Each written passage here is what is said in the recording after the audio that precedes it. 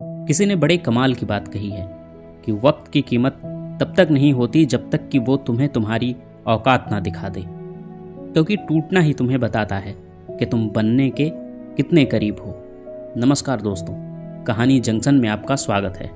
क्या आपने कभी किसी बड़े क्रिएटर, किसी बड़े बिजनेसमैन या किसी बड़े खिलाड़ी को देखकर ये सोचा है कि यार ये लोग इतने महान कैसे बन गए? क्या इन्हें सब कुछ थाली में सजा सजाया मिल गया था? तो जवाब है नहीं। आज जो कहानी मैं आपको सुनाने जा रहा हूँ वो आपको बताएगी कि तकलीफ और संघर्ष असल में क्या होता है, और अगर इंसान अपनी जिंदगी में छोटी छोटी मुश्किलें सहना सीख जाए तो वो कहाँ से कहाँ पहुँच सकता है। तो चलिए शुरू करते हैं। एक समय की बात है, एक नौजवान मूर्तिकार था। उसके हाथों में छेनी और हथौड़ी थी और दिल में एक जुनून था। उसका सिर्फ एक ही लक्ष्य था, बेजान पत्थर में से भगवान को बाहर निकालना। एक दिन वो घने जंगल से होकर गुजर रहा था। जंगल इतना शांत था कि सूखे पत्ते के हिलने की आवाज भी साफ सुनाई दे रही थी। तभी उसकी नजर एक विशाल और मजबूत पत्थर पर पड़ी। मूर्तिकार ने सोचा, क्यों ना इस पत्थर से एक सुंदर मूर्ति बनाई जाए। उसने जमीन पर अपना झोला रखा, गहरी सांस ली और अपनी छेनी हथौड़ी उठाई। जैसे ही उसने पत्थर पर हथौड़े से पहला वार किया, पत्थर से एक दर्द भरी आवाज आई, अरे रुको, मुझे मत मारो, मुझे बहुत दर्द हो रहा है, प्लीज मुझे छोड़ दो। ये सुनकर मूर्तिकार एकदम सहम गया। पत्थर पर बस एक छोटा सा निशान पड़ा था, जैसे किसी जख्म की तरह। पत्थर ने फिर गिड़गिड़ाते हुए कहा, मैं ये दर्द बर्दाश्त नहीं कर सकता, प्लीज मुझे मेरे हाल पर छोड़ दो। मूर्तिकार का दिल पसीज गया। उसने सोचा कि जबरदस्ती मूर्ति नहीं बनाई जा सकती, तो वो उस पत्थर को वहीं छोड़कर उदास मन से आगे बढ़ गया। थोड़ा आगे जाने पर उसे एक दूसरा पत्थर दिखाई दिया। मूर्तिकार ने सोचा, चलो इस पर अपनी किस्मत आजमाते हैं। उसने फिर से अपने औजार उठाए और उस दूसरे पत्थर पर पहला वार किया। चोट लगते ही पत्थर के कण कण में दर्द की लहर दौड़ गई, लेकिन इस पत्थर ने उफ तक नहीं किया। उसने अपने दर्द को अपने अंदर ही दबा लिया। मूर्तिकार ने दूसरा वार किया, फिर तीसरा वार किया, और ऐसे करते करते दिन ढल गया, रात हो गई। पर मूर्तिकार वार पर वार करता रहा। पत्थर को काटा गया, घिसा गया, तराशा गया।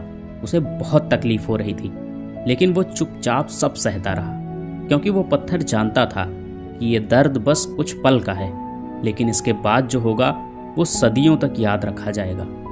और देखते ही देखते उस मूर्तिकार ने उस साधारण से पत्थर से एक अद्भुत अलौकिक मूर्ति बना दी। वो मूर्ति ऐसी थी जिसे देखकर लग रहा था कि साक्षात ईश्वर इसमें बस गए हों। मूर्तिकार का काम खत्म हुआ और वो उस मूर्ति को वहीं छोड़कर अपने गांव की ओर चला गया। गांव पहुंचकर उसे पता चला कि उसके गांव में एक भव्य मंदिर तैयार हुआ है, बस मूर्ति की कमी है। मूर्तिकार ने गांव वालों से कहा, अरे चिंता मत करो, मैंने जंगल में एक दिव्य मूर्ति तैयार की है, आप लोग जाओ और उसे सम्मान के साथ ले आओ।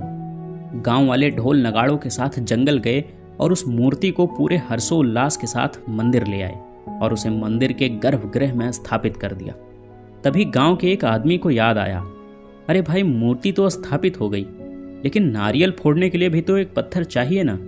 मूर्तिकार को तुरंत वो पहला वाला पत्थर याद आ गया। उसने गांव वालों से कहा कि जंगल में उसी रास्ते पर थोड़ा सा आगे जाना, आपको एक और पत्थर पड़ा मिलेगा।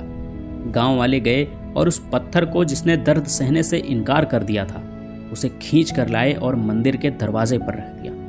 दोस्तों, अब नज़ारा देखिए।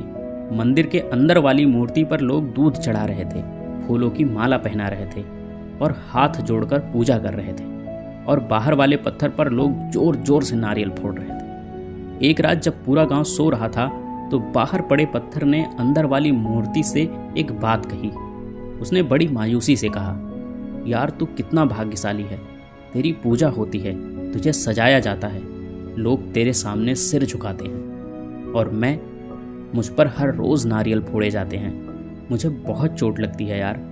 तभी अंदर वाली मूर्ति मुस्कुराई और एक शांत मगर गहरी आवाज में जवाब दिया, मेरे दोस्त, याद कर, शुरुआत तो हम दोनों की एक ही जगह से हुई थी। अगर उस दिन तूने मूर्तिकार की वो चोट सह ली होती तो आज मेरी जगह तू होता और तेरी जगह मैं। तूने चंद पलों का दर्द नहीं सहा, इसीलिए अब तुझे जिंदगी भर चोट सहनी पड़ेगी। और मैंने उस दर्द को अपना भविष्य बनाने के लिए सहा। इसीलिए आज मैं पूजा जा रहा हूँ। दोस्तों, ये कहानी सिर्फ पत्थर की नहीं है, ये कहानी मेरी और आपकी है। तभी तो किसी ने क्या खूब लिखा है कि जिंदगी जीना आसान नहीं होता, बिना संघर्ष के कोई महान नहीं होता। जब तक ना पड़े हथौड़े की चोट, तब तक तो पत्थर भी भगवान नहीं होता। तो अगली बार जब आपकी जिंदगी में मुश्किलें आए, दर्द हो या काम करने का मन ना करे, तो समझ जाना कि ऊपर वाला आपको तराश रहा है।